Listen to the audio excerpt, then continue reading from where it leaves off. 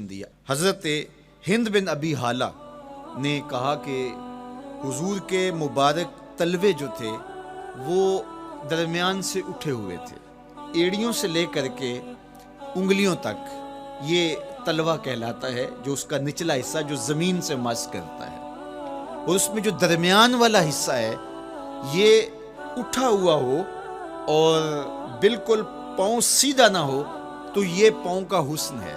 پاؤں کا بالکل سیدھا ہو جانا یہ پاؤں کے حسن کو زائل کر دیتا ہے۔ اس میں تھوڑا سا خم ہو، جب چلے تو انگلیاں اور پنجے کا جو ہے وہ آگے والا حصہ زمین پہ لگے اور ایڑی لگے، اور درمیان والا حصہ زمین پہ نہ لگے، تو یہ حسن ہوتا ہے کسی کے پاؤں کے تلوے کا۔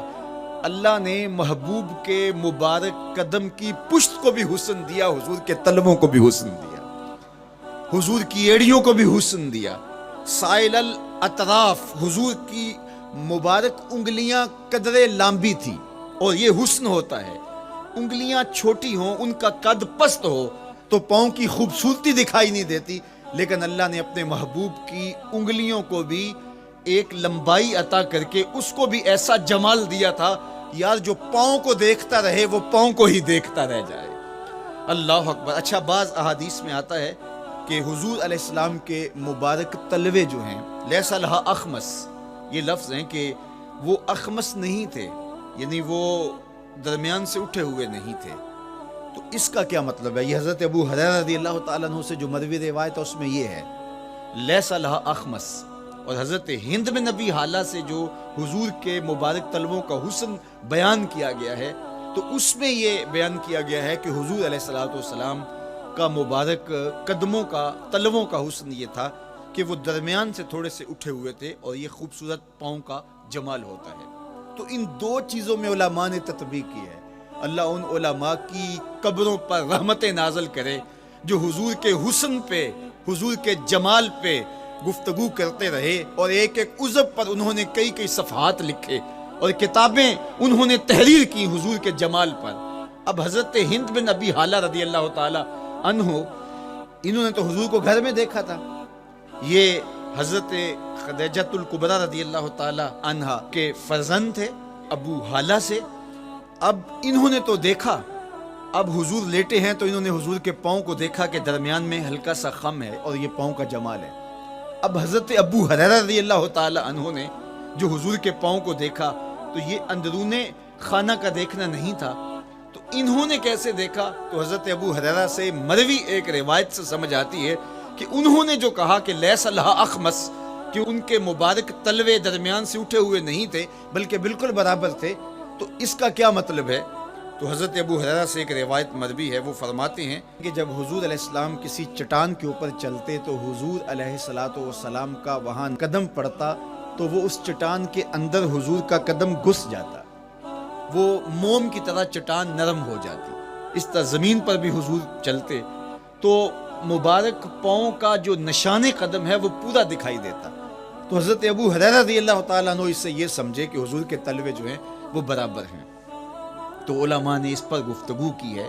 ایک تو حضور جب چلتے تھے تو آقا کریم پورے زور سے قدم زمین پہ رکھتے تھے، اور اس وقار سے چلتے تھے کہ جس طرح حضور اونچائی سے نیچے کی طرف اتر رہے ہوں، تو جب پاؤں کو جما کر کے زور سے رکھا جائے تو پھر جو ہے وہ نشان نیچے پڑتا ہے۔ یا اللہ اپنے محبوب کے لیے زمین کو اور پتھروں کو بھی نرم کر دیا تو پھر حضور کے تلووں کا نقش بھی زمین کے اوپر جو ہے وہ ہویدا ہو جاتا۔ سلطان قاتبائی نے ایک ایسا ہی پتھر جس کے بارے میں شنید تھی کہ اس پر حضور کے قدموں کا نقش موجود ہے، تو انہوں نے 20,000 دینار کے اندر وہ خریدا، اور انہوں نے یہ کہا کہ جب میں فوت ہو جاؤں تو حضور کے قدموں کے نشان والا پتھر میری قبر کے سرہانے بطور کتبہ لگایا جائے۔ علامہ شہاب الدین خفاجی علیہ رحمہ لکھتے ہیں ہوا موجود الی الآن، وہ اپنے دور میں کہانی بیان کہتے ہیں وہ آج بھی سلطان قاتبائی کی قبر کے سرہانے وہ پتھر نصب ہے جہاں حضور کے قدموں کے نشان موجود ہیں۔ اللہ اکبر۔ تو آقا کریم علیہ الصلوۃ والسلام کے مبارک تلوے، حضور علیہ السلام کی کم گوشت تراشی ہوئی ایڑیاں اور مسیح القدمین حضور علیہ السلام کے ملائم نرم گداز پاؤں، ان کا حسن اور ان کا جمال، اور آقا کریم علیہ السلام کے قدموں کی انگلیاں جو قدرے لمبی تھی، اور ان میں جو درمیان والی انگلی تھی وہ زیادہ لمبی تھی، اس پر حضرت میمونہ بنت کردم رضی اللہ تعالی عنہا اس انگلی کا حسن بیان کرتی ہیں، کہتی ہیں مجھے شوق ہوا کہ میں حضور کو دیکھوں، تو اپنے والد گرامی کے ساتھ حجۃ الوداع کے موقع پر میں بھی سعادت حج پا رہی تھی، تو حضور کو ملنے کے لیے جب ہم پہنچے تو آقا کریم اونٹنی کے اوپر سوار تھے، ناکا پر جلوہ فراز تھے، تو میرے میں ہمت نہ ہو سکی کہ حضور کے چہرے کو دیکھ سکوں، ایسا جلوہ، ایسا جمال، اللہ اکبر، اور ایسا روب اور ایسی چمک چہرے کی اور تابشیں تھی کہ میرے اندر ہمت نہ ہو سکی کہ میں حضور کے چہرہ نور کو دیکھ سکوں۔ اب آقا کریم اونٹنی پہ سوار تھے تو میں حضور کے مبارک پاؤں کو دیکھنے لگی، میں بس حضور کے پاؤں کا جمال اور خوبصورتی دیکھنے لگی، اسی میں کھو گئی۔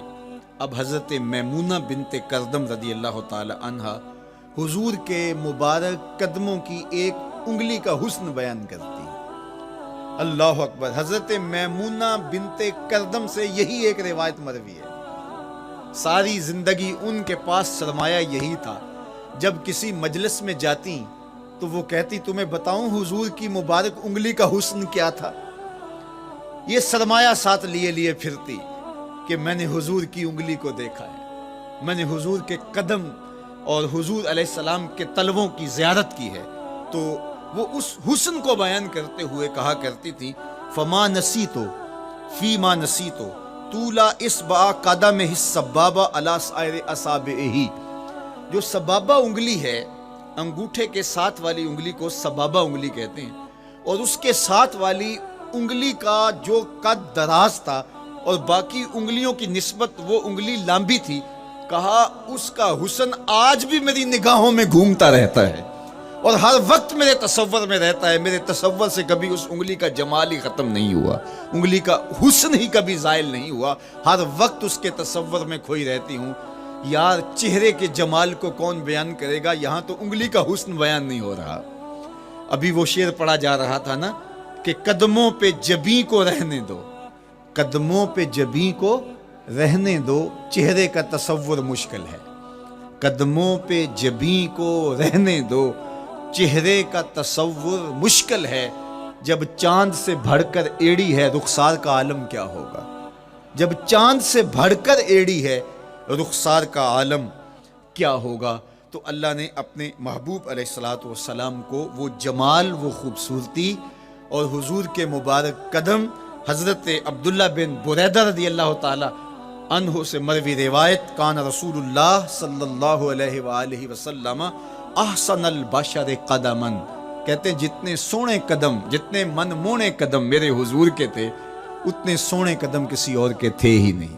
اللہ نے اپنے محبوب کو وہ جمال، وہ خوبصورتی اور وہ نور عطا کیا تھا۔ اچھا، یہ قدم، یہ ایڑیاں، یہ مبارک تلوے اور یہ داراز انگلیاں اور ان انگلیوں کی چمک اور ان کی رنگت کا جمال اور خوبصورتی، جہاں اس کا صوری حسن تھا تو مانوی حسن بھی دیکھنے والا تھا۔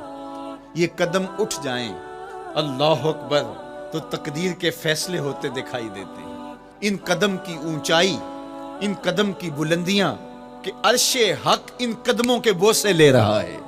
اور میرے امام بولے زہے عزت و اے طلائے محمد، زہے عزت و اے طلائے محمد، کہ ہے عرش حق زیر پائے محمد۔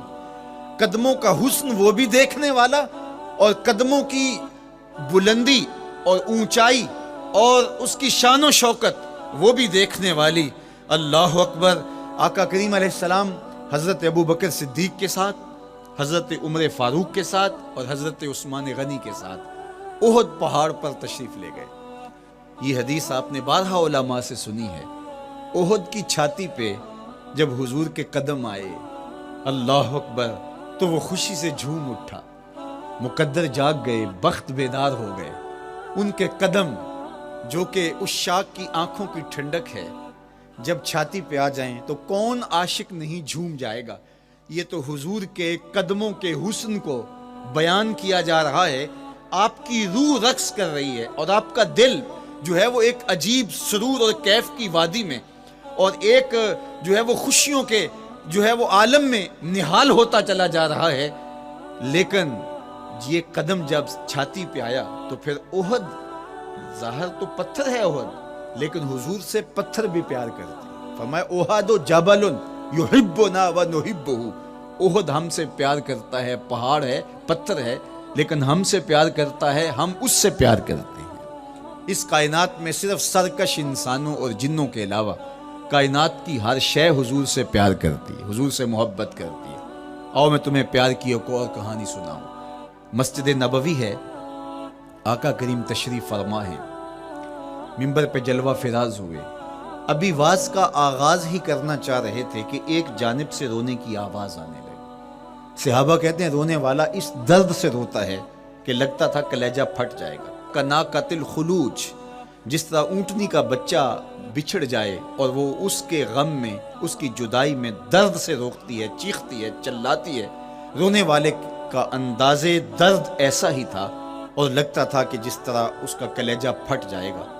صحابہ دائیں بائیں دیکھتے ہیں لیکن رونے والا دکھائی بھی نہیں دیتا، اور ماحول کے اندر اس طرح درد پھیل رہا ہے کہ سینوں میں دل لرز رہے ہیں اور عجیب کیفیت طاری ہو گئی. حضور ابھی بیٹھے ہیں، خطبے کا آغاز بھی نہیں ہوا اور رونے والا کیف و درد میں روتا چلا جا رہا ہے. فنزل النبی صلی اللہ علیہ وسلم عن المنبر، حضور منبر سے نیچے تشریف لائے. صحابہ کی آنکھیں محو حیرت ہیں، استجاب کا عالم ہے. یہ کون رو رہا ہے اور اتنے درد سے رو رہا ہے اور دکھائی بھی نہیں دے رہا. آقا کریم منبر سے نیچے جلوہ فراز ہوئے، ایک سمت بڑھے. کھجور کا خشک تنا پڑا تھا. آج پہلا دن تھا کہ منبر حضور علیہ السلام کے لیے بچھایا گیا، ورنہ یہ خشک تنا دیوار کے ساتھ جو ہے وہ رکھا گیا تھا اور حضور اس کے ساتھ ٹیک لگا کر کے واز کیا کرتے تھے. جب منبر بن گیا تو اس کو اٹھا کر کے اب اس کی ضرورت نہیں رہی، ایک کونے میں ڈال دیا گیا. اب جو ہی حضور منبر پہ تشریف فرما ہوئے تو اس خشک تنے کا کلیجہ لرز اٹھا اور وہ ایسے روتا تھا جس طرح اونٹنی کا بچہ بچھڑ جائے اور وہ روتی ہے، اس طرح وہ خشک تنا رو رہا تھا. اس تنے ہنانا در ہجر رسول زار می نالت جو ارباب عقول، جس طرح عقل والے، جس طرح جو ہے وہ فہم و ادراک رکھنے والے لوگ روتے ہیں درد سے، وہ رو رہا تھا. آقا کریم علیہ السلام اس کے پاس گئے اور اس کو اپنی آغوش میں سمیٹ لیا. بچھڑا ہوا بچہ جب اپنی ماں کو ملے تو اس کی ہچکیاں بن جاتی ہیں، اس کی گھگی بن جاتی ہے، تو یہی کیفیت اس کی ہو گئی. اور آقا کریم اپنا دستے رحمت اس کے اوپر پھیرتے چلے جاتے ہیں. بتدریج اس کی سسکیاں، اس کے رونے کی آواز کم ہوتی چلی جا رہی ہے. آہستہ آہستہ وہ خاموش ہو گیا. حضور پھر دوبارہ تشریف لائے اور منبر پہ خطبہ دینے سے قبل صحابہ کی آنکھوں میں استجاب کا عالم دیکھا، حیرت کی فراوانی دیکھی. فرمایا کہ تم جو سوال کرنا چاہ رہے ہو، جو تمہاری آنکھوں میں پوشیدہ سوال ہے، میں اس کو اچھی طرح جانتا ہوں. لو لم افعل ہاکذا لحن الی یوم القیامہ، اگر میں منبر سے اتر کے اپنے عاشق زار کو یوں تسلی نہ دیتا، یہ قیامت تک یوں ہی روتا ہی رہتا. حضرت محمد بن سیرین رضی اللہ تعالیٰ عنہ کہا کرتے تھے کہ حضور کی محبت میں ایک خشک تنا بھی زار و زار روئے تو جس کے سینے کے اندر محبت بھرا دل ہے تو وہ حضور کے عشق میں آنسو کیوں نہیں بہائے گا؟ حضور کی یاد میں اس کی آنکھیں آنسو کا خراج کیوں نہیں دیں گی؟ تو وہ خشک تنا حضور کی محبت میں رو رہا ہے. اب ہے یہ پتھر، لیکن میرے حضور فرماتے ہیں کہ یہ پہاڑ مجھ سے پیار کرتا ہے اور میں اس سے پیار کرتا ہوں. اب حضور اپنے اس محب کے گھر تشریف لے گئے اور اس کی چھاتی پہ قدم رکھا تو وہ خوشی سے جھوم اٹھا. فضاربا برجلہ، اپنا مبارک پاؤں زور سے مارا. فقال اثبت احد فانما علیک نبی و صدیق و شہیدان، فرمایا احد ٹھہر جا، تیرے اوپر اللہ کا ایک نبی ہے، ایک صدیق ہے اور 2 شہید ہیں. تو حضور کی مبارک ایڑی کے لگنے کی دیر تھی، حضور کے قدم کی ضرب کی دیر تھی کہ اس کا زلزلہ تھم گیا. میرے امام بولے ایک ٹھوکر سے احد کا زلزلہ جاتا رہا، ایک ٹھوکر سے احد کا زلزلہ جاتا رہا، رکھتی ہیں کتنا وقار اللہ اکبر ایڑیاں۔ زلزلہ آ گیا اس کے اوپر، وہ جھومنے لگا، لیکن حضور نے اپنا مبارک قدم مارا اور وہ ٹھہر گیا۔ اللہ اکبر۔ تو یہ پہاڑ آج بھی اس شاخ جب شہر مدینہ میں حاضر ہوتے ہیں تو وہ احد پہ تو ضرور جاتے ہیں، حضرت امیر حمزہ کے مزار پہ حاضری دینے کے لیے اور اس جبل احد کو دیکھنے کے لیے۔ اور یقین جانیے گا، جبل احد کو جب ہم دیکھتے ہیں تو عجیب کیفیات میں ڈوب جاتے ہیں۔ میں تو وہاں دوستوں کو کہا کرتا ہوں کہ آج پورا مدینہ بدل گیا ہے، یعنی اس کی وہ صورت، وہ کچے مکان، وہ گھروندے، وہ گھر، وہ کوچہ و بازار، وہ کچی سڑکیں، وہ ماحول آج وہ آپ کو نظر نہیں آ رہا۔ جہاں کچے مکان تھے جن کے اوپر چھت کھجور کے پتوں کی پڑی تھی، وہاں عالی نصب پلازے آپ کو نظر آتے ہیں، فلک بوس آپ کو ہوٹل نظر آتے ہیں۔ وہ کچی سڑکیں آج آپ کو وہاں دکھائی نہیں دیتی، وہاں تارکول کی بچھی ہوئی سڑکیں دکھائی دیتی ہیں، خوبصورت پتھر لگے ہوئے آپ کو نظر آتے ہیں، وہ ممیاتی ہوئی بکریاں، وہ جگالی کرتے ہوئے اونٹ آج آپ کو وہاں دکھائی نہیں دیتے، وہ ماحول آپ کو نظر نہیں آتا۔ تو پرانا مدینہ اگر ڈھونڈنے نکلے بھی تو ظاہر ہے اگرچہ ان پختہ اور خوبصورت عمارتوں کے اندر بھی عکس جمال محمد کا پڑ رہا ہے، لیکن وہ پرانا دور اگر آپ تلاش کرنا چاہیں تو وہ آپ کو وہ چیزیں نہیں ملتی۔ لیکن جب آپ احد پہ جاتے ہیں تو میں دوستوں کو کہتا ہوں اس احد کو جی بھر کے دیکھ لو، اس پہ ڈائریکٹ میرے حضور کی نظریں پڑی ہوئی ہیں، یہ بدلا نہیں، یہ 14 صدیوں سے جیسا تھا آج بھی ایسا ہے، اس پہ میرے حضور کی نظریں ڈائریکٹ پڑی ہوئی ہیں۔ اور آقا کریم علیہ الصلوۃ والسلام نے اس کو یوں دیکھا ہے۔ تو یہ احد حضور سے محبت کرنے والا ہے، حضور سے پیار کرنے والا ہے، اور اس پیار کی وجہ سے یہ پتھر قیامت کے دن جنت میں جائے گا، یہ پہاڑ جنت میں جائے گا۔ یار اگر ایک پہاڑ حضور سے پیار کر لے تو وہ مکین جنت بن جاتا ہے، اور اگر حضور کا غلام ایک عاشق حضور سے محبت کرے تو اللہ اس کو کتنے درجے عطا فرمائے گا۔ تو آقا کریم نے زور سے قدم مارا اور فرمایا احد ٹھہر جا، تیرے اوپر اللہ کا ایک نبی ہے، ایک صدیق ہے اور 2 شہید ہیں۔ اللہ اکبر۔ تو یہ حضور علیہ الصلوۃ والسلام کے مبارک قدم کی شان ہے، یہ حضور کے مبارک قدم کا جمال ہے اور اس کی خوبصورتی ہے۔ غزوہ ذات الرقاع کے اندر حضرت جابر کا اونٹ چلتے چلتے تھک گیا، سفر لمبا تھا اور اونٹ کمزور تھا، تو چلتے چلتے اس کو تھکن ہو گئی، اب وہ قافلے سے پیچھے رہتا چلا جاتا ہے۔ تو اس نے حضور کی خدمت میں عرض کی، یا رسول اللہ یہ اونٹ تھک گیا ہے اور میں قافلے کے ساتھ چل نہیں پا رہا۔ تو آقا کریم علیہ الصلوۃ والسلام نے اپنے مبارک قدم سے اس اونٹ کو ٹھوکر لگائی، فَنَشِطَ حَتَّى كَانَ مَا يَمْلِكُ زَمَامَهُ۔ حضرت جابر کہتے ہیں اس کی لگام سنبھالی نہیں جاتی تھی، اتنا تیز چلتا تھا۔ یار جس کے قدموں کی ٹھوکر سے یہ توانائی آ جائے، اس کے ہاتھوں کی توانائی کا عالم کیا ہوگا۔ تو اللہ نے صرف حضور کے مبارک قدموں کو صوری حسن ہی نہیں دیا تھا، مانوی جمال اور توانائی بھی عطا فرمائی تھی۔ حضور علیہ السلام کے چچا جناب ابو طالب کہتے ہیں کہ میں حضور علیہ السلام کے ساتھ تھا، تو راستے میں ذی المجال کی منڈی آئی اور وہاں حالات ایسے تھے کہ پینے کے لیے پانی دستیاب نہیں تھا۔ تو میں نے کہا کہ عطشت ولیس عندی ماء، مجھے تو سخت پیاس لگی ہے اور پانی بھی پاس نہیں ہے۔ فنزل النبی صلی اللہ علیہ وسلم وضرب بقدمہ الارض فخرج الماء فقال اشرب۔ تو حضور نے اپنے مبارک پاؤں سے زمین پر ٹھوکر لگائی، چشمہ پھوٹ پڑا، اور آقا کریم نے فرمایا چچا پانی پی لیجئے۔ تو وہ پاؤں اگر زمین پہ لگے تو چشمے پھوٹے، اگر احد پہاڑ پہ وہ پاؤں پڑے تو اس کا زلزلہ جاتا رہے، اور اگر وہ کسی جانور کو حضور ٹھوکر لگائیں تو اس کے اندر اس قدر تیزی آ جائے کہ اس کی باغ سنبھالی نہ جائے، اتنا سریع و رفتار ہو جائے، اب ان قدموں پہ کون قربان نہیں ہوگا۔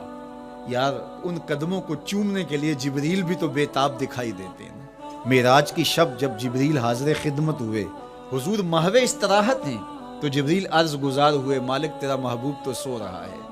اللہ اکبر، تبارک اللہ، شان تیری تجھی کو زیبا ہے بے نیازی، کہیں پہ جوش لن ترانی، کہیں تقاضے وصال کے تھے، ایک کوہ طور پہ خود چل کے جاتا ہے، اور عرض گزار ہوتا ہے رب آرنی انظر الیک، مالک تجھے دیکھنا چاہتا ہوں. اللہ اکبر، سراپا چشم بنا ہوا ہے اور کہتا ہے مالک میں تجھے دیکھنا چاہتا ہوں. جواب کیا آتا ہے؟ لن ترانی، تم نہیں دیکھ سکتے، میرے جلووں کی تاب نہیں لا سکتے. ایک خود چل کے جا رہا ہے اور تقاضۂ رویت کرتا ہے اور جواب آتا ہے لن ترانی. اور ایک سویا ہوا ہے چادر اوڑھ کے اور جبریل کہتے ہیں محبوب اٹھیے، رب آپ کو بلا رہا ہے. تبارک اللہ، شان تیری تجھی کو زیبا ہے بے نیازی. کہیں پہ جوش لن ترانی، کہیں تقاضے وصال کے تھے. تو جبریل حاضر خدمت ہوئے، حضور استراحت میں ہیں. تو آواز آئی یا جبریل و قبل قدم ہے، میرے محبوب کے قدموں کو چوم لے. اب جبریل حضور علیہ السلام کے قدموں کو بوسے دے رہے ہیں.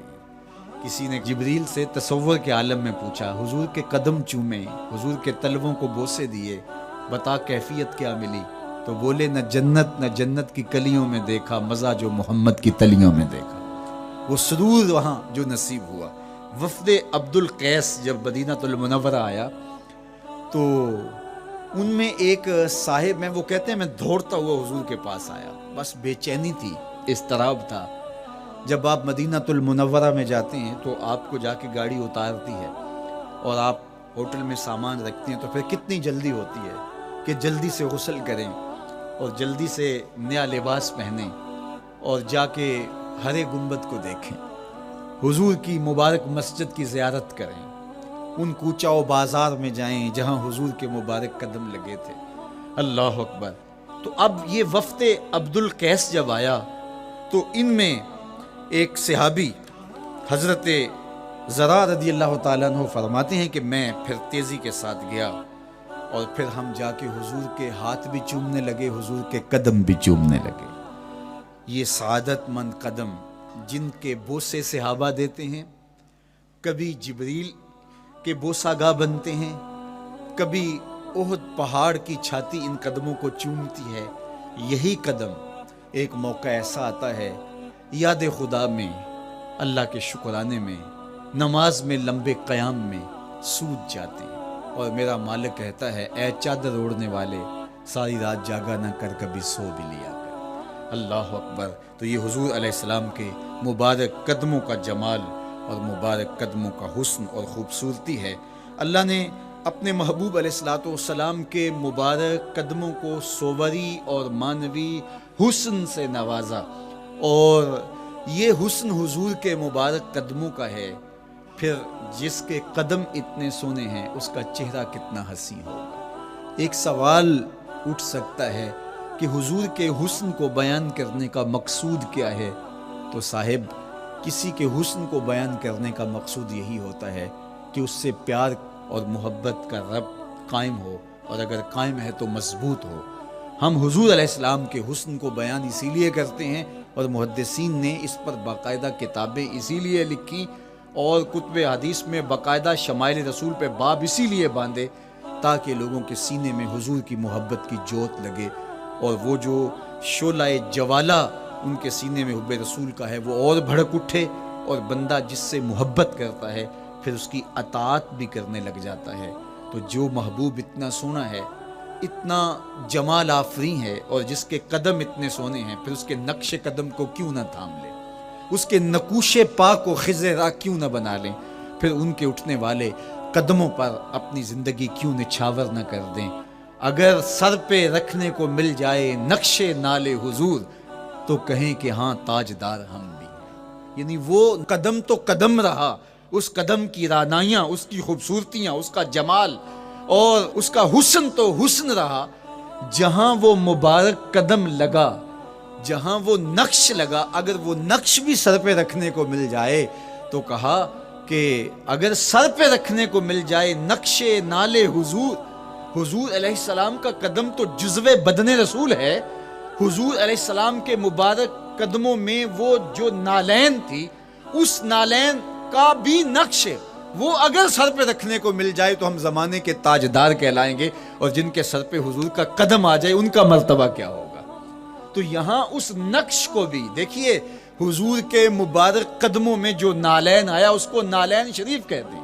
اس نال کو نال شریف یا ان نالین کو نالین شریف کہا جاتا ہے، اس لیے کہ وہ حضور کے مبارک جسم سے جڑ گئے، حضور سے ان کا ربط پیدا ہو گیا، وہ جزو بدن رسول نہیں ہیں، تو اس کا یہ مرتبہ ہے، تو پھر حضور علیہ السلام کی شان اور حضور کی عظمت کیا ہوگی، اللہ اکبر۔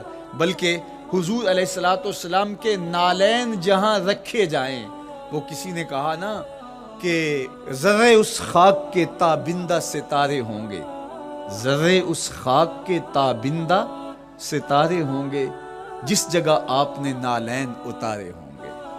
وہ جگہ جہاں حضور کے قدم نہیں، حضور کے قدموں سے مس ہوئے نالین رکھے جائیں، وہاں جو ذرے اس نالین کے تلووں کو چومتے ہیں، وہ بھی آسمان کے ستاروں سے اس شاخ کو حسین دکھائی دیتے ہیں، وہ بھی زیادہ چمکدار دکھائی دیتے ہیں، اور اس شاخ کی آنکھوں کا سرما اور ان کے دل کا قرار اور روح کی ٹھنڈک قرار پاتے ہیں۔